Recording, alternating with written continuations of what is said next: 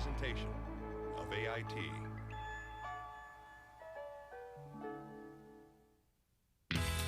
Do you wanna know what it's all about? Start looking from the inside out, and you know that there will be no doubt. Looking from the inside out, looking from the inside out, looking from the inside out, looking from the inside out, looking from the inside. Oh, this stupid door. May I help you, Rebecca? Can't get the door open. Thanks, Mr. Green. You're welcome.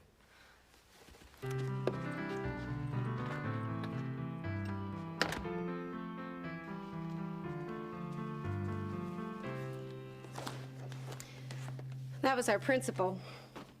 I guess I didn't make such a good impression. But I was determined to get in. Determination means feeling you have a firm purpose, a goal you mean to accomplish no matter what. Have you ever been really determined about something? We moved when I was in 4th grade. It was hard getting used to a new school, but I was determined to make new friends, fast. At first, I wasn't too crazy about taking music lessons. It was my mom's idea. But then, when I started doing real well on my trumpet, I was determined to get good enough to join the band. Last summer, I was determined to make enough money from babysitting to buy my own CD player. It took a long time, but I did it. It feels great when we accomplish our goals, but sometimes we may not be clear on what our goals are or what we need to do to make them a reality. Let me tell you a story about a couple kids I know.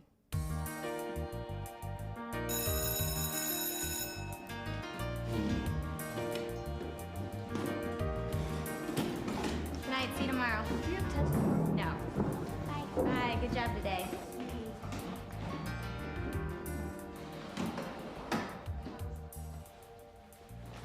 Good night, Jory, see you tomorrow. How could this happen to me? Jory, I know you had a lot of great ideas for this project. You told me. But I can only grade you on what you put down on paper. I understand.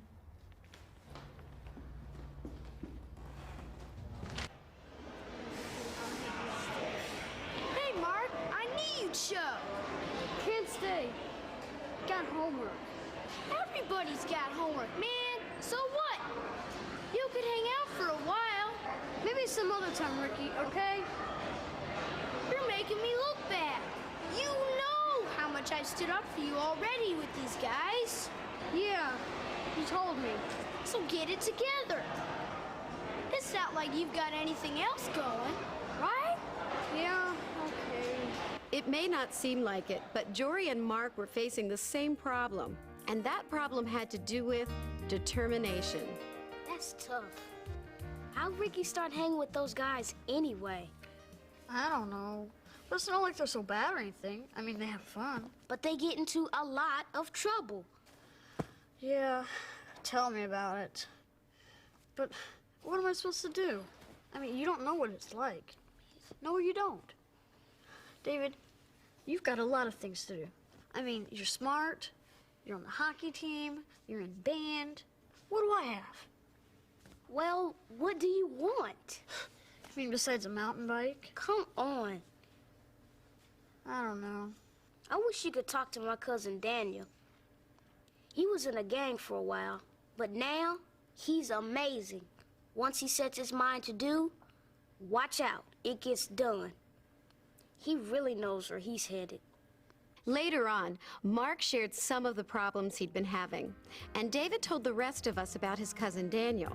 So the group decided to invite Daniel to come after school and talk about his experiences. Daniel is a senior at our local high school. He's on the track team and has a job a couple days a week after school.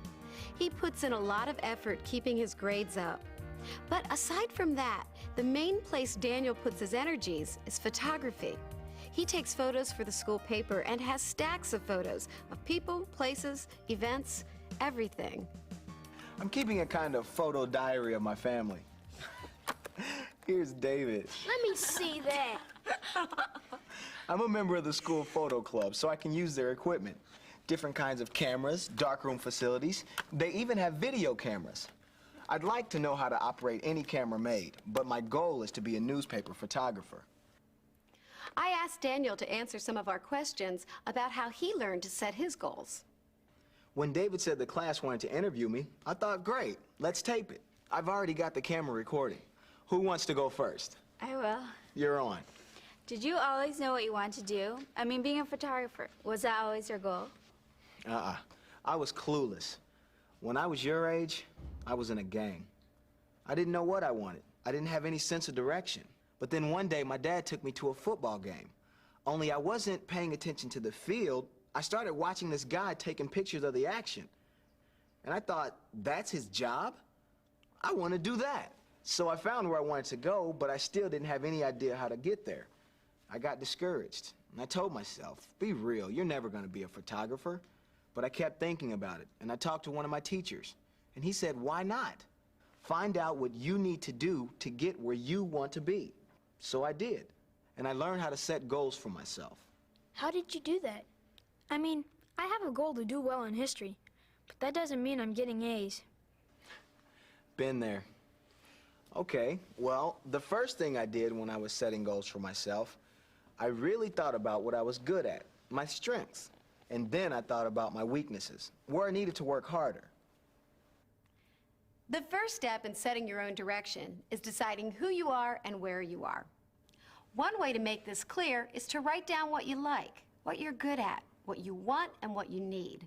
And then write down what you don't like, where your problems are and what you need to work on. My goal was to become a photographer, so I had to overcome one basic weakness. I didn't know how to use a camera. But you know, what if I decide my goal is to be rich and famous?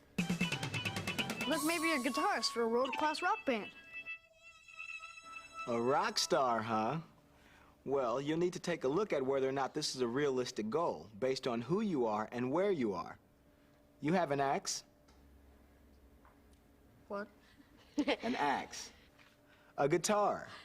You play guitar at all? No, that was just a daydream. Everybody daydreams, am I right? Yeah. At first, when I was thinking about being a photographer, I was really just daydreaming. I'd imagine myself like this superstar photographer. It was fun, but it didn't seem real. But then I found out about the kinds of jobs photographers really do and how technical the work is. I like paying attention to detail, and I've always been good with my hands, so that was a fit. And once I got a camera, it was something I could work at on my own. It started feeling real. I could really see myself as a photographer one day. You can turn your daydreams into a vision of what you want to accomplish, the kind of person you want to be. The goals you set for yourself will have a big influence on what your future will be like. I could see it. It was going to take around a year to learn the basics about photography. In 5 years, I wanted to be working on my first job as a photographer. In 10 years, my goal was to be a news photographer. 10 years? I can hardly even think about 10 days from now. Right. Well, if you don't have an idea yet what you're going to do when you grow up? Well, that's not the main thing. You can have long-term goals that aren't about what you want to be when you grow up. Your goals can be about what you hope to accomplish. Like getting an A in history? Yeah. Doing well in school is your long-term goal. But to do that, you need to do better in history, right? Right. But I'm not getting very far with it. Well, Jory, what do you think the problem is?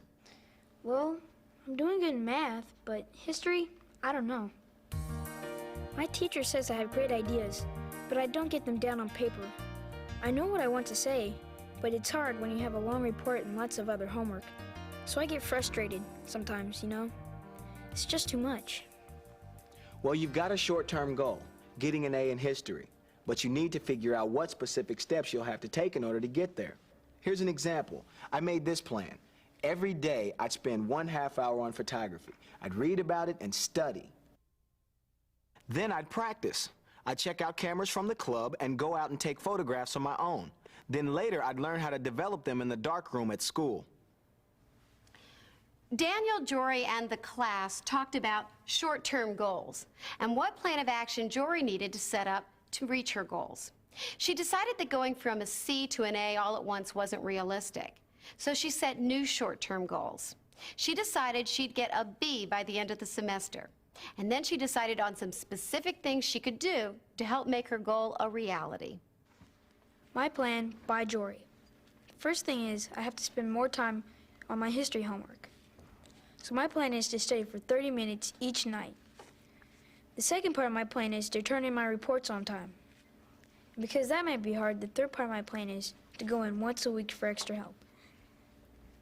Oh, plus, part 4 of my plan, I won't do homework in front of the TV anymore. Oh. Remember, you've got to stick with your plans that you have for achieving your short-term goals. It's like there's a checklist in your head. Every day, you check something off, and you're one step closer to where you want to go. That's what I'm gonna do. My short-term goal is to not mess up a hockey practice anymore. Whoa, how can your goal be not to do something? I don't think it works that way. What do you mean? What I mean is, your goal has to be something positive, something you can do. So, what's your short-term goal? To make the travel team. What do you need to do to get there? Well, I'm a pretty good hockey player, but sometimes I just get carried away. I think I can do something like make a killer shot, but lots of times I blow it. So what do you think you need to do to get better? I need to work on my shooting so I can score most of the time. Okay, David, you've got your short-term goal. Now get specific. How are you going to get the job done? It's tough. I have to practice on my wrist and slap shots a lot more, and that means dropping something else. And that probably means getting up real early in the morning. It might be easier for David to stick to his plan if he had someone to practice with him.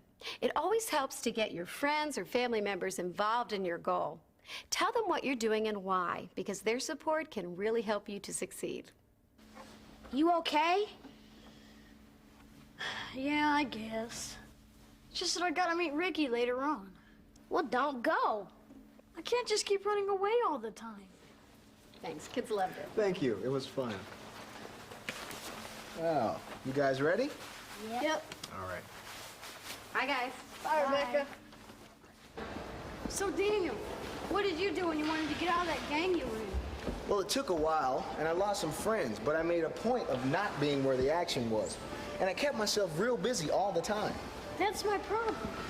There's nothing to really do, you know? Then you better find something. Why had I better? What's the big deal if I don't? Because it's easy to do nothing, but then that's what you end up with. So, what do you like to do, Mark? Well, actually, promise you won't laugh. We'll laugh if it's funny. Okay. Well, I like to sing. Well, that's cool. My choir director at church said I have a good voice, and she taught me how to read music.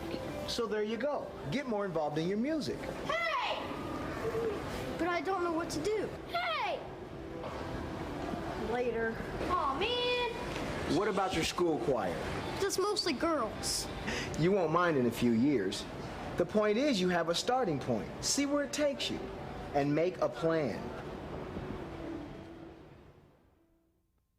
Well, that's my story about determination. And here's one more thing for you to think about. Goals are about choosing who you want to be. So remember, think big, start small, act now.